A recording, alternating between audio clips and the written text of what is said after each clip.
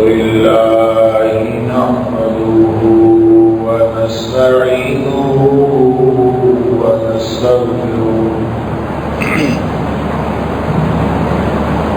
الحمد لله نحمده ونستعينه ونستغفره ونؤمن به ونتوكل عليه ونعوذ بالله من شرور أنفسنا ومن سيئات أعمالنا من يهده الله فلا مضل له فلا هادي له وأشهد أن لا إله إلا الله وحده لا شريك له وأشهد أن محمدا عبده ورسوله صلى الله عليه وسلم أرسله بالحق بشيرا ونذيرا بين يدي الساعة فمن يطع الله ورسوله فقد رشد واهتدى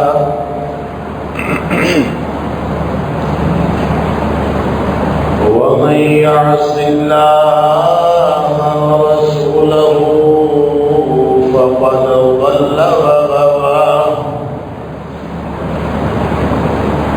فإنه لا يضر إلا نفسه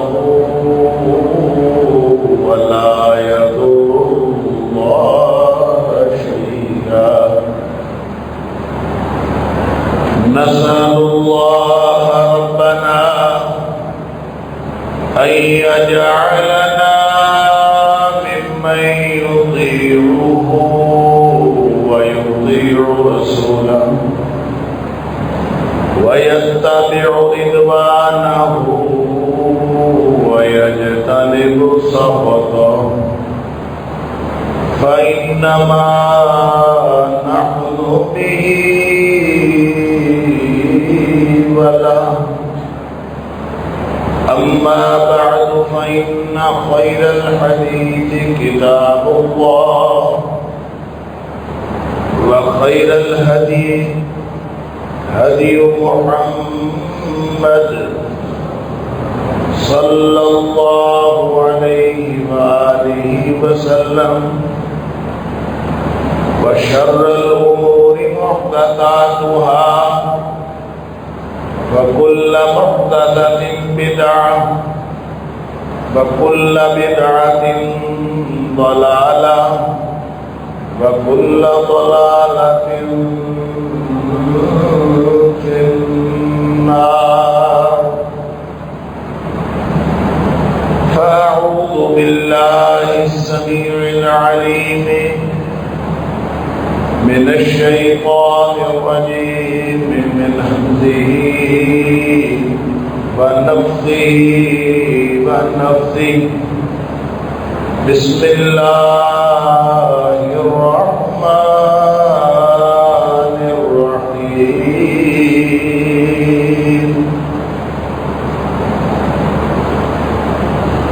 فلينظر الإنسان إلى طعامه أنا صببنا الماء صبا ثم شققنا الأرض شقا فأنبتنا فيها حبا وعنبا وقضبا وزيتونا ونخلا وحدائق غلبا وفاكهة وأبا متاعا لکم ولانعامکم. بس انسان کو چاہیے کہ اپنے کھانے کی طرف ہی دیکھ لے.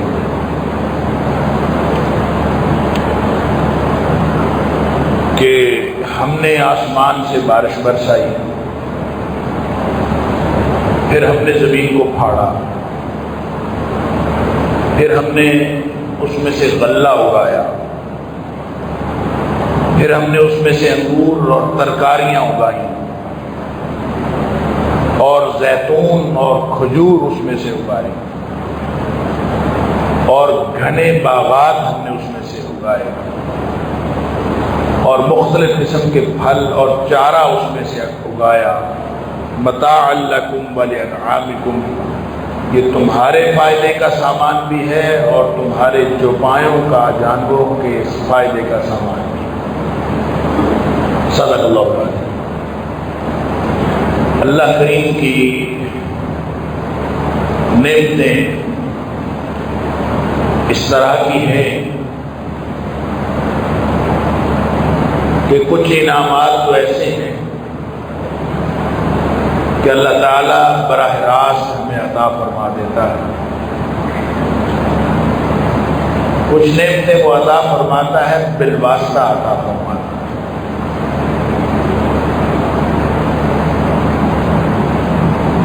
انہی میں سے ان آیات میں اللہ کریم نے، ان آیات سے ماقبل، یہ سورہ عبس ہے، ان آیات سے ماقبل کی جو آیات ہیں اس میں اللہ تعالیٰ نے انسان کی ذات سے متعلق جو نعمتیں ہیں، انسان کے جسم سے متعلق اور اس کی ذات سے متعلق جو نعمتیں ہیں ان کا تذکرہ فرمایا،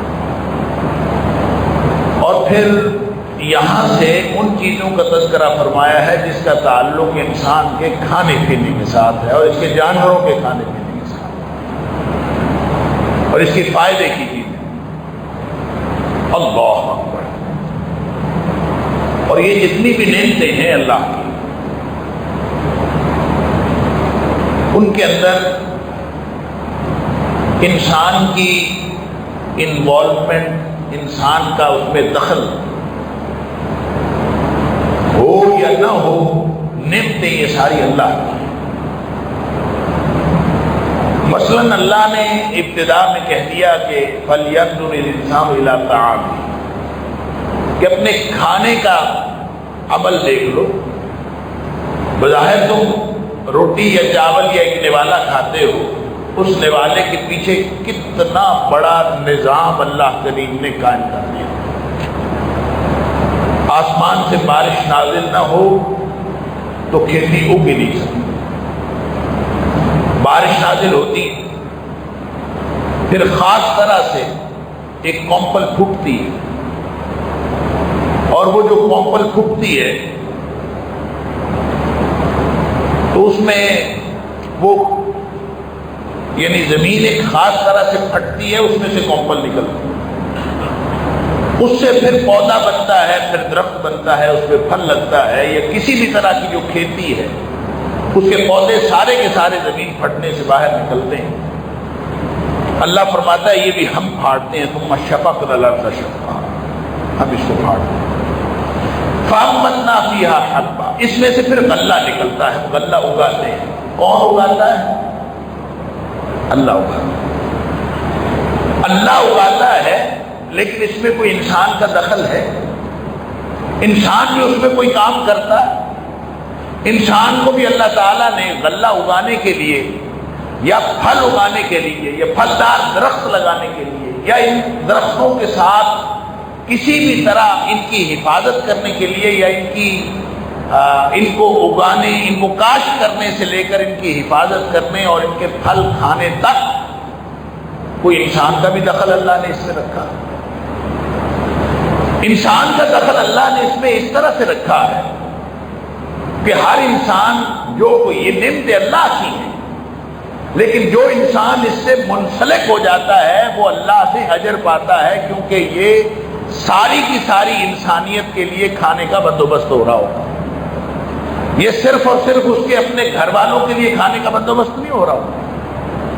جب وہ یہ کام کر رہا ہوتا ہے تو اس کے ساتھ ساتھ اس کو یعنی پودا لگ گیا یا کھیتی کاشت ہو گئی، بیج ڈال دیا، کسان اس پر محنت کرتا ہے، اس کو کاشتکاری کے لیے زمین کو پہلے ہموار کرتا ہے، اس کو نرم کرتا ہے، اس کو کاشتکاری کے لیے موضوع بناتا ہے، پھر اس کے اندر بیج ڈالتا ہے، پھر بیج ڈال کے پھر اس کو اس کی حسب ضرورت پانی دیتا ہے، پھر پانی دے کر پھر انتظار کرتا ہے کہ کب زمین پھٹے گی اور پھر کب کومپل نکلے گی، اور جب زمین پھٹتی ہے اور کومپل نکلتی ہے تو خوش ہو جاتا ہے، اس نے تو دانہ زمین میں ڈال دیا تھا، اب زمین والا جانے اور زمین جانے کہ اس کومپل نے نکلنا ہے کہ نہیں نکلنا۔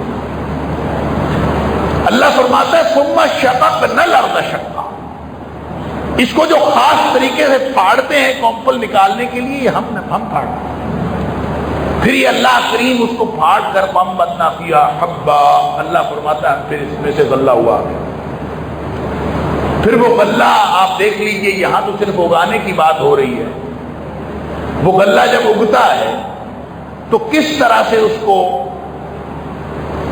کھیت سے اٹھایا جاتا ہے، کس طرح اس کو کھیت سے کاٹا جاتا ہے، کاٹنے کے بعد اللہ اکبر پھر کس طرح سے، اگر وہ غلہ ہے تو اگر وہ کسی درخت کا پھل ہے تو کس طرح سے اس کو نکال کے پھر پروسیس کیا جاتا ہے۔ ظاہر ہے غلہ ہے تو اس کے دانے مکئی ہو یا گندم ہو یا جو ہو یا کسی بھی چیز کو ہم اسی طرح سے تو نہیں کھا سکتے، اس کا آٹا بنایا جاتا ہے، اس کو زمین میں سے نکالا جاتا ہے، اس کے اوپر اس طرح سے پروسیس کیا جاتا ہے کہ بھوسا الگ ہو جاتا ہے اور دانہ الگ ہو جاتا ہے، پھر اس دانے کو پروسیس کر کے اس کا آٹا بنایا جاتا ہے، پھر وہ آٹا ہمارے گھروں میں آتا ہے، ہمارے اہل خانہ اس آٹے کو گوندھ کر اس کی روٹی بناتے ہیں، پھر وہ روٹی کرنے والا ہمارے منہ میں جانے کے قابل ہوتا ہے۔ یہ فرمایا ہے اللہ نے فَلْيَنْظُرِ الْإِنسَانُ إِلَىٰ طَعَامِهِ، جب منہ میں نوالا ڈالتے ہو اس وقت یہ سوچ لیا کرو کہ یہ کہاں سے آئے، اس کو بنانے والا کون ہے، اس کو عطا کرنے والا کون ہے، یہ سارے پروسیس کے پیچھے کون ہے۔ اس وقت سوچ لیا کہ اللہ نے اپنی توحید کے دلائل کے طور پر یہ بات عرض فرمائی، یہ بڑی بات یہاں بیان فرمائی۔ تو یہ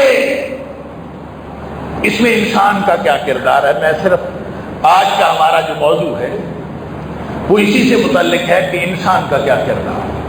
میں تو اصل میں ہمارا جو حج کے حوالے سے تھوڑی سی گفتگو ہوئی تھی، تو آج میرا خیال تھا کہ مکہ مکرمہ کی عظمت و فضیلت کے حوالے سے گفتگو کروں گا، اور اس کے حوالے سے کچھ ذہن بھی بنایا تھا۔ تو آج صبح ہمارے کچھ دوست ہیں، ان کا مجھے میسج آیا کہ آپ شجرکاری کی اہمیت کے اوپر گفتگو کریں، تو میں نے اس لیے یہ آیات آپ کے سامنے تلاوت کی ہے اور یہ آپ کی توجہ اور اپنی توجہ اس طرف دلانا چاہتا ہوں کہ اس میں اس سارے پروسیس کے اندر اللہ نے میری اور آپ کی کیا ذمہ داری لگائی ہے اور کیا ہم وہ ذمہ داری پوری کر رہے ہیں۔ گھر میں بیٹھ کر کھانا کھانا، اور پھر خاص طور پر آج گرمی کا موسم ہے، ہر شخص گرمی سے ستایا ہوا، ہر شخص کو سائے کی ضرورت ہے، بھاگتا ہے سایہ لینے کے لیے۔ کبھی زندگی میں کوئی درخت لگایا ہے؟ سایہ ہر شخص کو چاہیے۔ کبھی زندگی میں کوئی درخت لگایا ہے کہ جو لوگوں کو سایہ دے؟ اور اگر سائے کے لیے آپ نے درخت لگایا ہے تو پھر وہ صرف اور صرف سایہ نہیں دے گا، وہ کئی قسم کے فوائد ہیں، وہ پورے معاشرے کے اندر وہ فوائد پھیلا رہا ہوگا۔ سبحان اللہ، وہ معاشرے کی جو آلودگی ہے، جو پولیوشن ہے، ماحول کی جو آلودگی ہے، وہ اس کو بھی اپنے اندر جو ہے وہ جذب کر رہا ہوتا ہے، ماحول کو صاف ستھرا رکھنے کا کام کر رہا ہوتا ہے۔ اور یہ جو کہتے ہیں نا گلوبل وارمنگ، یہ دنیا جو ہے اس وقت وہ اس کا درجہ حرارت بڑھ رہا ہے، تو درجہ حرارت بڑھنے سے کیا ہو رہا ہے کہ صرف یہاں یہ نہیں ہے کہ ہمیں یہاں بیٹھے گرمی زیادہ لگ رہی ہے، یہ تو گرمی زیادہ لگتی ہے ہم اے سی چلا لیتے ہیں، اگر بجلی آ رہی ہو، بجلی نہ آئے تو پھر اس سے بھی گئے پنکھا چلا لیا۔ اصل میں جو گلوبل وارمنگ کی وجہ سے خطرناک صورتحال ہو رہی ہے وہ یہ کہ اس سے گلیشیئر پگھل رہے ہیں. وہ گلیشیئر جو برف پڑتی ہے سردیوں میں وہ جم جاتے ہیں اور گرمیوں میں کسی حد تک وہ پگھلتے ہیں، لیکن اس کے بعد ایک خاص وقت میں پھر برف پڑنا شروع ہو جاتی ہے. تو وہ گلیشیئر جو ہیں وہ تقریباً سارا سال جو ہے وہ قائم ہو جاتے ہیں. ان کا کچھ حصہ جو ہے پگھلتا ہے گرمی میں، لیکن وہ اس کے بعد نئی برف پڑ جاتی ہے تو وہ گلیشیئر قائم رہتے ہیں. اس سے پوری دنیا کا جو ٹیمپریچر ہے اس کے اوپر اثر پڑتا ہے. لہذا جب درخت آپ کے کم ہوتے جائیں گے اور درختوں کو کاٹ کاٹ کر پھینکا جاتا رہے گا، کالونیوں کے نام پر نئی نئی سوسائٹیز بن رہی ہیں اور کھیتوں کے کھیت، ہرے بھرے کھیت، ان کو اجاڑ کر وہاں پہ کالونیاں اور اینٹوں کا ایک جنگل بسایا جا رہا ہے. اور یہ جو اینٹوں کا جنگل ہے یہ انسانوں کے لیے خطرناک. بڑے بڑے شہر، ایک تو شہر جو بڑے بڑے بسائے جا رہے ہیں یہ بھی خلاف شریعت بھی ہے، خلاف انسانیت. کتنا کو بڑا شہر ہو سکتا ہے؟ اللہ. امام ابن تیمیہ علیہ الرحمہ نے بھی لکھا ہے کہ شہر جو ہیں وہ چھوٹے چھوٹے شہر بسانے چاہیے. یعنی آپ اگر مثال کے طور پر لاہور ہے تو یہ تو نہیں کہ ساری دنیا اٹھے دیہات سے اور اٹھ کے لاہور آ جائے. تو لاہور کتنا کو بڑا ہوگا؟ بالآخر وہ پطرس بخاری نے تو 1974 میں کہیں یا اس سے پہلے کہیں لکھا تھا، لاہور کا جغرافیہ جب لکھا تو اس نے کہا کہ لاہور کے ہر طرف لاہور ہی لاہور ہے، کہ لاہور کو آپ جس طرف دیکھیں اس کے ہر طرف لاہور ہی لاہور. لیکن اس کو وہ آج اگر آ کے دیکھ لے تو شاید بے ہوش ہو جائے کہ اس نے تو اس دور میں کہا تھا، لیکن آج کے دور میں واقعتاً ہر طرف لاہور ہی لاہور ہے. آپ جس طرف جائیں آبادیاں بڑھ رہی ہیں اور درخت، ہرے بھرے درخت کاٹ کر، اللہ اکبر، اینٹوں کا جنگل، بجری کا جنگل، کول تار، یہ جو لوگ جس کو آپ کہتے ہیں، اس کا جنگل اور سڑکیں بنائی جا رہی ہیں. آپ اندازہ کریں اس کا اثر انسانیت کے اوپر کوئی اچھا پڑے گا؟ گلوبل وارمنگ بڑھے گی یا کم؟ بلکہ ایک دفعہ میں ملتان گیا چند مہینے پہلے تو وہاں پہ باغات، آموں کے باغات، اللہ اکبر، آم کا باغ جس کے اوپر پھل بھی لگتا ہے، ان باغات کو اکھاڑ اکھاڑ کے پھینکا جا رہا ہے اور وہاں پہ ایک کالونی بن رہی تھی اور وہ اب بن چکی ہے کالونی. اللہ تعالیٰ معاف کرتا ہے. وہ کسی کو فائدہ دیتی ہے یا نقصان دیتی ہے یہ مجھے نہیں پتا، لیکن جو درختوں کو اکھاڑنے کا نقصان ہے وہ ساری دنیا کو ہوتا ہے. غریب کو بھی اس کا نقصان ہے، امیر کو بھی نقصان ہے، بلکہ پوری دنیا کو نقصان ہے. پورے صرف پاکستان کو نہیں، پوری دنیا کو نقصان ہے کہ وہ جو ایئر کوالٹی ہے، یہ سنا ہے آپ نے کہ جو ابھی چند مہینے پہلے آپ نے سنا تھا کہ لاہور کا جو ایئر کوالٹی انڈیکس ہے وہ پوری دنیا میں شہروں کے اندر بدترین شہروں میں دوسرے نمبر پر تھا.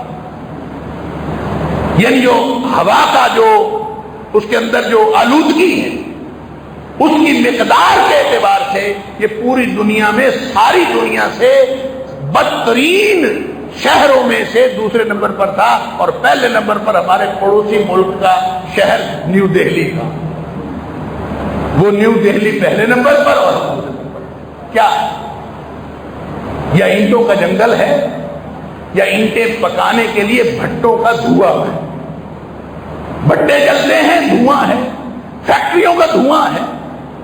اور وہ جو درخت تھا ہمارا دوست جس نے ہمیں پھل بھی دینا تھا، آکسیجن بھی دینی تھی، جس نے آلودگی بھی ختم کرنی تھی، اللہ، جس نے گلوبل وارمنگ کو ختم کرنے کے لیے بھی اپنا کردار ادا کرنا تھا، اس کو ہم باغات کے باغات جو ہیں وہ کاٹے جا رہے ہیں اور کاٹ کاٹ کے اس کی جگہ پہ ہم کالونیاں بنائے جا رہے ہیں. اور آپ دیکھ لیں ہر طرف کالونیاں بنتی جا رہی ہیں. لاہور آج سے 20 سال پہلے ارد گرد اس کا کتنا ہرا بھرا تھا اور آج کتنا ہرا بھرا رہ گیا. آپ دیکھ لیں کیا حالات ہو گئے. یہی حالت تقریباً ہر شہر کی ہے. اللہ تعالیٰ معاف کرے. جو لوگ کر رہے ہیں اللہ کے ہاں کیا ان کی صورتحال ہوگی اور جواب دے تو یقیناً ہوں گے. کیونکہ نبی پاک صلی اللہ علیہ وسلم نے فرمایا کہ جس شخص نے بیری کے درخت کو، اب ظاہر عرب تھا، عرب کے اندر جو مفید پھلوں والے درخت تھے ان میں سے ایک بیری تھا، اور بیر کا پھل جو ہے وہ کتنا کا زیادہ لوگ استعمال کرتے ہیں، پھلوں میں سے اس کی جو نمبرنگ ہے وہ کتنی ہے، پھلوں میں سے وہ کس سطح پہ آتا ہے، اس کے باوجود نبی پاک صلی اللہ علیہ وسلم نے فرمایا جس شخص نے بیری کے پھل کو